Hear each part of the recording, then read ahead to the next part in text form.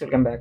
So ayun guys, grabe ang palusot ng mga DDS supporters ngayon, no? Mga DDS vloggers na natira dyan sa EDSA Shrine, no? So, kung matatandaan nyo na may kumakalat na videos na nagkakaroon ng bayaran, no? Nagkakaroon ng hakot ng mga tao para dumami sila dyan sa EDSA Shrine, no? So, ngayon, ang palusot nila, no, ng mga kakampings, dilawan, or mga pro-Marcos, no, ang gumagawa, no. So magtanim ng tao doon para gawin yung mga ganung bagay. So manghingi ng pagkain, hihingin yung pambayad sa kanila, no, sa mga tao. So ayun guys, pakinggan nyo to, no. So ayan guys.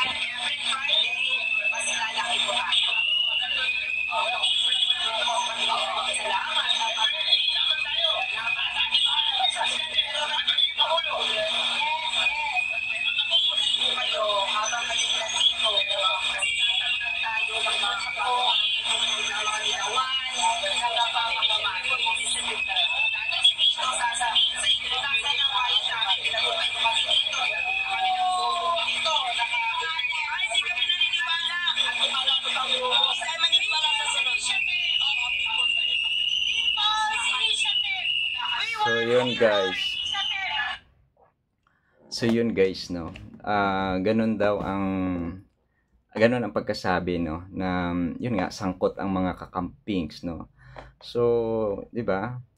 Hindi gawain ng mga kakampings 'yan. So, alam namin 'yan, no. So, gawain ng mga ano 'yan, tatak DDS yung mga ganyan. So, wag niyong ibaling, no, sa mga kakampings, no.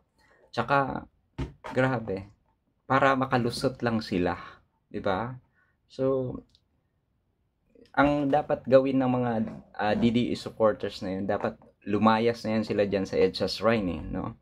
Kasi kahit anong gawin nila, so parang ang lakas ng loob nila na mangarap na mapuno nila yung EDSA Shrine. So siguro pag mga kakampings pa ang gumawa niyan, sigurado, di ba? So kung natatandaan nyo na nagkaroon ng Pasig Laban, no? Yung campaign rally, no, ng Linek Kiko diyan sa Pasig, no. Diyan lang, unahan lang mismo ng EDSA Shrine. So punong-puno po, nag-uumapaw ang mga tao diyan, di ba? So sigurado, di ba? Napakarami.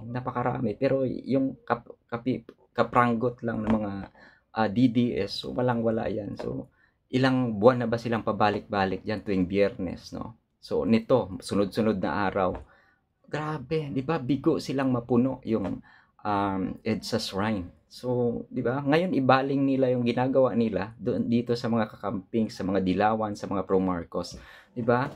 So, 'di ba, grabe ang utak ng mga DDS na to, no? So, tatak DDS 'yan. So, wag niyong ibaling sa amin, 'di ba?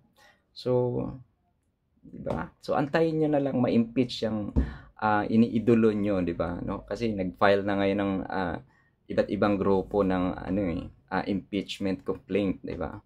So, yun. Abangan po natin yan, no? So, at saka isang aabangan pa, no? So, kung ma-confirm na yun, kasi iba't ibang vloggers na ngayon yung nag-post na no? Na magkakaroon ng pagsanib puwersa, no? Ng talagang makikita natin na nandun yung people power, no? Kasi magsama-sama po ang kakampings, mga pro Marcos, mga dilawan, no? Di ba? So diyan sa EDSA Shrine, so siguradong mabubura kayo diyan, di ba? So yun, December 7, no? So yun yung hindi pa naman confirm, pero iba't ibang BBM vloggers na po yung mga So yun, di ba? So baka matabunan kayo diyan, di ba?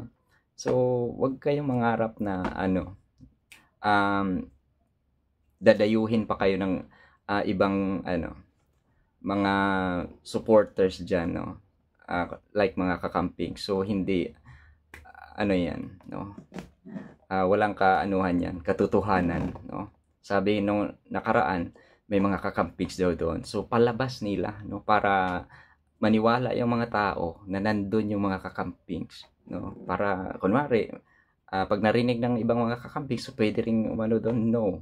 So sa amin talagang ano, ayaw na ayaw ng mga kakampings diyan sa ano nyo, no? So 'di ba? So ngayon lahat ng ayaw sa mga Duterte, so magsama-sama, no? Kung totoo man 'yun, kung confirm na 'yun December 7, no, sa EDSA. So 'di ba? So Biyernes nandiyan yung mga DDS. So ang 7 is Sabado. So yun, kita-kita tayo diyan sa December 7 kung ma-confirm man 'yun. So mag-update pa rin naman kami. So 'di ba? So yun lang guys, no. Grabe yung mga utak ng mga ano na to, no? DDS na. Yun lang guys. Thank you so much. Bye-bye.